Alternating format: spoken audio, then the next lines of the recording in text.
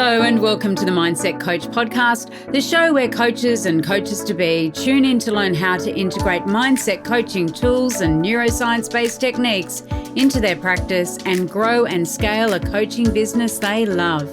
Each week I'll be sharing easy-to-implement tips, case studies and business strategies that you can use right away to transform your own mindset and the mindset of those you coach.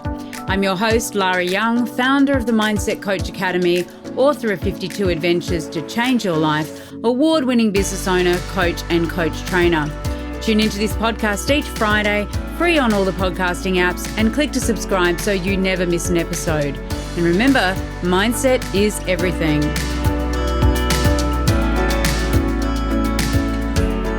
How confident are you in your coaching?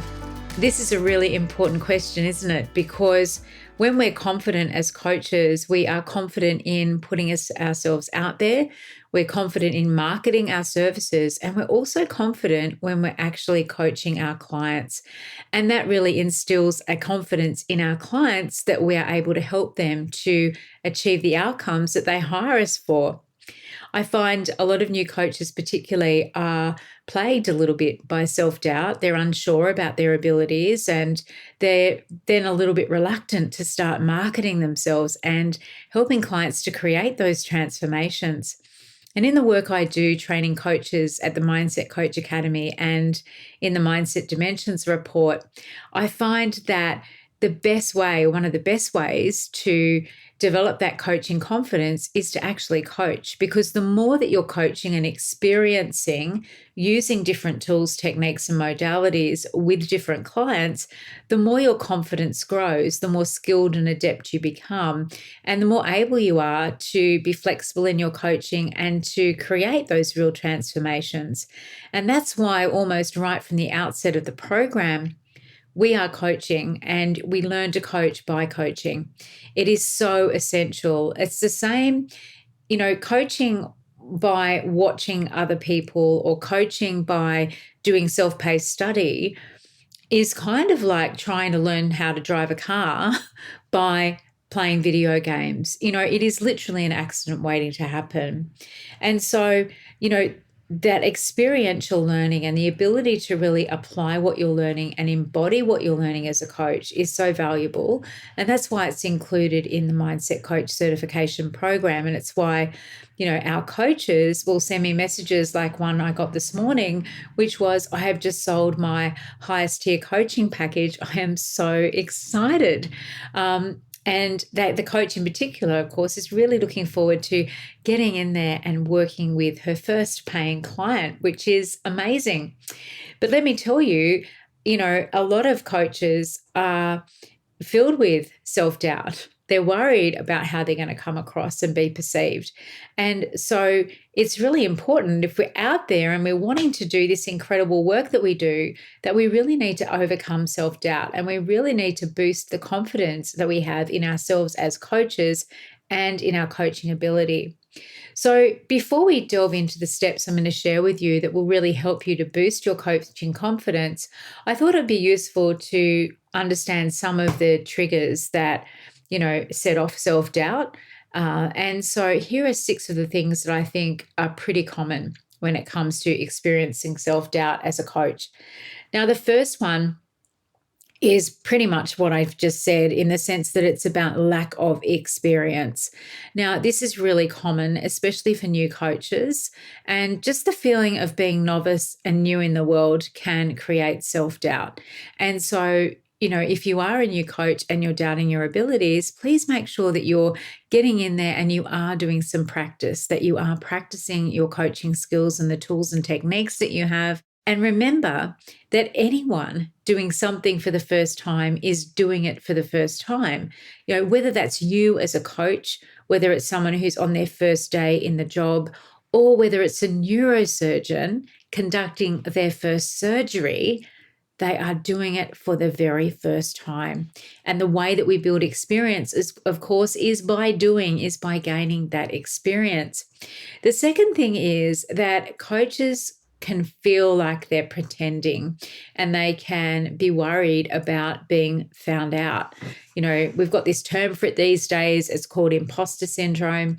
I think that it's a natural phenomenon, right? We've called it a syndrome, but it's actually a natural occurring phenomenon psychologically when we're doing things for the first time. The next is comparison with others.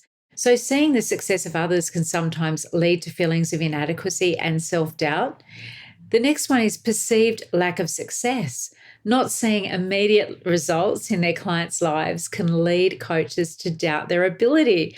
We're going to get into this one because some things take a long time to actually happen. Results take a longer time to happen. If you're a coach, for example, in the weight loss field, someone is not going to come to you and drop that extra 60 pounds in a VIP session or in the first session of working with you. If you're a business coach wanting to help someone go from 50 clients to 100 clients, again, that is not necessarily going to happen overnight. The next is unresolved personal issues. So sometimes we are human as coaches. Personal experiences and unresolved issues can creep into a coach's professional life, and that can lead to self-doubt. Some coaches believe that they have to be perfect, they have to be the perfect role model, they have to have everything sorted out in order to be effective. And as we know, that is simply not true. The next is fear of judgment or criticism. So the fear of being judged or criticized by clients can lead to self-doubt, making coaches question their methods and abilities. So they are, I guess, the 6 most common triggers for self-doubt in coaches. Now let's look at what we can do about it. Okay, so the very first thing I think is essential when it comes to coaching is you really need to establish your foundation. Having a foundation and defining your coaching philosophy and your methods will really help to boost your confidence. So there are different ways that you can coach. And the thing is that you really want to make sure that you have got everything lined up, you know what you're doing, and you really have all your ducks in a row when it comes to, your contracts, your agreements, your processes, your systems. Establishing your foundation is critical, no matter what you're doing. And for coaches who really want to improve their confidence, knowing that everything, all the I's are dotted and the T's are crossed is really important. And taking the time to define who you are as a coach and what your philosophy is really will help to underpin that as well. The next one is continuous learning. Now, we are always learning in life, aren't we? It's part of having a growth mindset. If you really want to build your confidence as a coach, investing time and effort in learning new strategies, approaches, and techniques really will boost your confidence. It not only improves your skills, but it means that you can be confident that you have a toolkit that is really going to help you to help your clients to create the transformation that they come to you for in a way that is lasting and in a way that, reliably and consistently generates that outcome for the client. We are always learning, and I really encourage you to do this always, whether learning is about taking courses like the Mindset Coach Certification Program or the Mindset Dimensions Practitioner Certification, or whether it's about reading books or listening to podcasts like this one. Continuous learning really helps us to build our confidence in ourselves and our abilities. Number 3 is to remember to celebrate small wins, because success, as we know, isn't always about a monumental change or a monumental leap. Sometimes it's those subtle shifts in your clients' perspectives. Really make sure that you are celebrating those moments, and that will help you to build confidence in your impact as a coach. When your client has that shift in thinking, when they have that aha moment, those are the times that we can really sit back and remind ourselves that we are skilled, that we do have this ability, that we're a good coach, right? We're helping our clients to have these moments. The next is peer support and mentorship. Now, connecting with other coaches for support and guidance is so key. And I think just having that coaching community of your peers is so useful. And obviously, things like the Coaches Success Accelerator, which is where I run coaching supervision and coaching masterclasses and business building masterclasses. That's a great place as well for you to come and get that peer support and mentorship and really celebrate those wins as well as you grow your coaching business, as well as your coaching skills and your knowledge.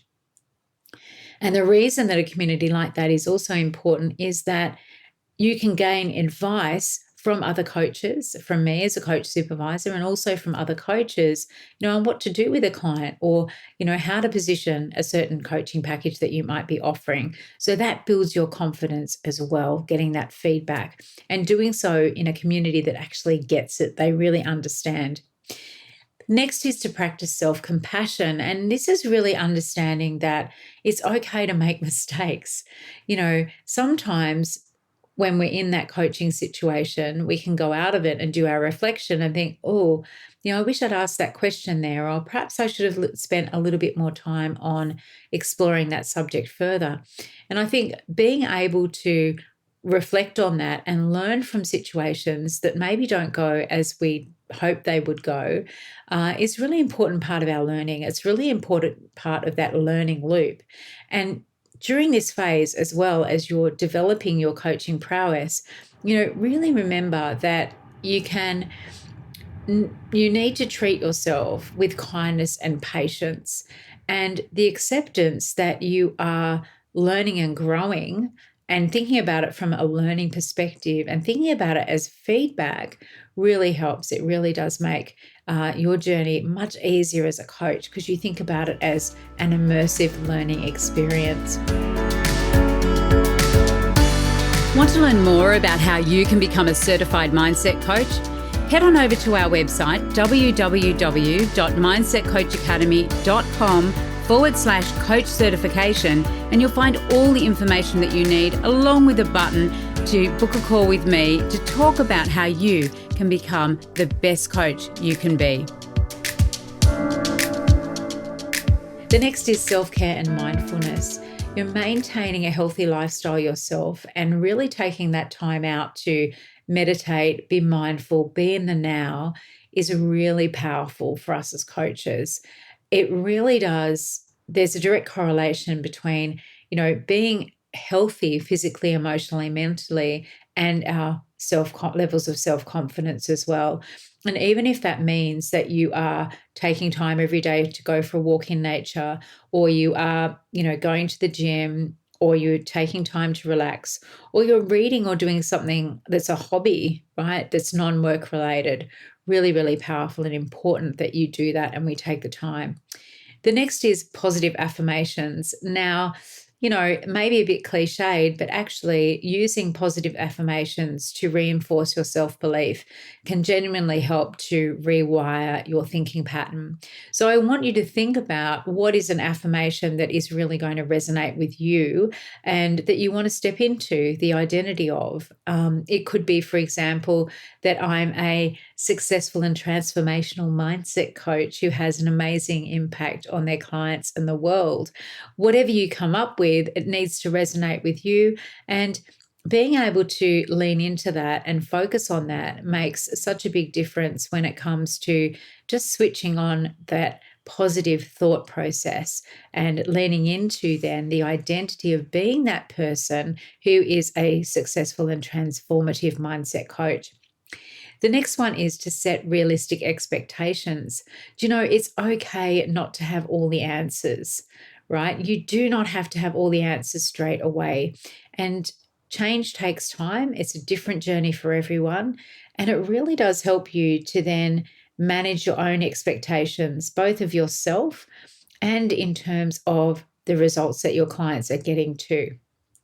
So, I don't know about you, but sometimes I will go into the doctor's office and he will need to make a phone call, right, to ask someone else for a little bit of advice. People who are experienced, one of the things that experienced coaches do, experienced professionals do, is that they will actually ask questions of other experienced professionals, right? They'll have them as a sounding board. And again, that's why that coaching community is so important. Thing is, if you go in as a new coach to a coaching situation expecting to do something in an hour and create an incredible transformation, yes, you can, 100% you can. But if you expect to do that and you get disappointed by not doing it, then that actually energetically transmits onto your client. If you go in with really high expectations of yourself and you're putting pressure on yourself and that causes self-doubt, then that self-doubt is what transmits to the client. The Pareto principle says that people will always behave and perform to the level that we expect of them. So absolutely, we need to have high expectations of our clients in terms of the results we're going to help them achieve, and also of ourselves, but not so that they're unrealistic, right? Not so that they're so unrealistic that it does then trigger that fear, that doubt that then transmits and holds us back from actually running a really powerful coaching session that is transformative for our clients and for ourselves. The next one is to seek feedback and accept constructive criticism. Opening yourself up to feedback is one of the most powerful things that you can do. You can ask your client for some feedback at the end of each session. You can ask your clients for feedback at the end of your coaching relationship. You can ask them for feedback throughout the coaching relationship. You can also ask your peers for feedback as well if you engage in things like practice pods where you get together with fellow coaches and practice your craft.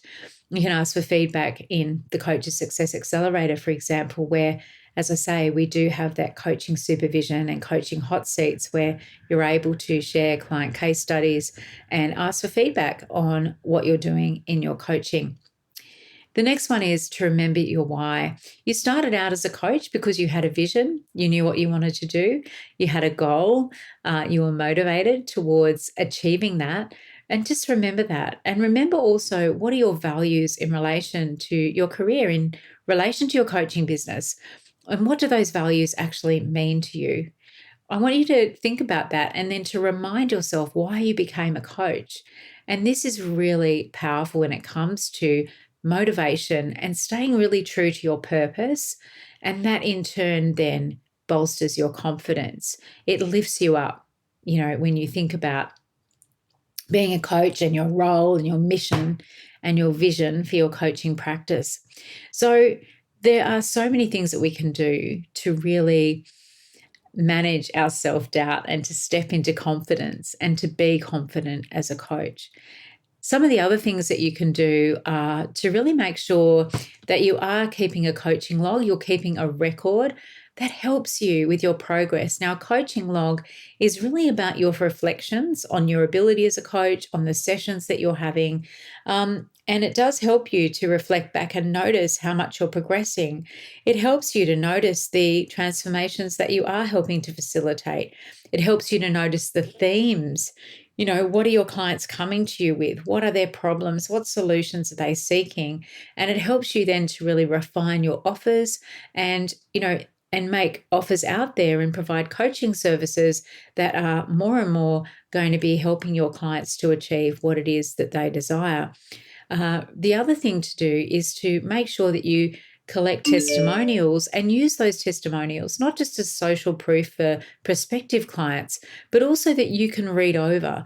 So if you do have a moment where you start to doubt yourself, read over those testimonials and remind yourself of the contribution that you have made, the change that you've helped someone to make. Those clients have come to you and you've really helped them, and not just them, but their families and their colleagues and the people that they associate with on a regular basis. You've impacted on them too, and that's that ripple effect of change. So you can really step into that being more confident as a coach and embracing that confidence by reflecting on all of your achievements. Also, if you're coaching in a specific niche, which I hope you are, you can also create an achievement log for everything that you've achieved in that specific niche. And again, that's something to reflect on and to remind yourself. I think we often forget all of the things that we've accomplished throughout our lives, from, studying to the various jobs that we've had, qualifications we've gained, etc. And just having that reminder there can really boost our confidence and just, be that thing that reminds us that we are good. We are good at what we do. We have skill. We are adept. And another thing to do as well is to write a love letter to yourself as a coach. Like, write to yourself, "Dear Mary," if your name's Mary, "Dear Mary, here are the things that you are amazing at as a coach.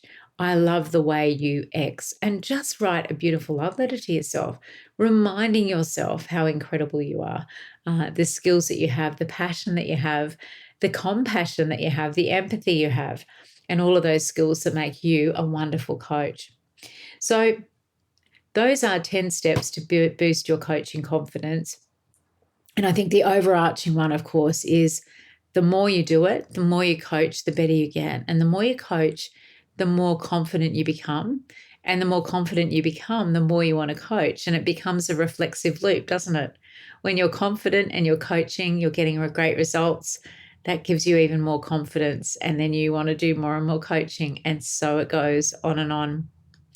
So if you are interested in developing your skills as a certified mindset coach and adding an array of globally recognized certifications to your name, then the Mindset Coach Certification Program is enrolling now for October 2023.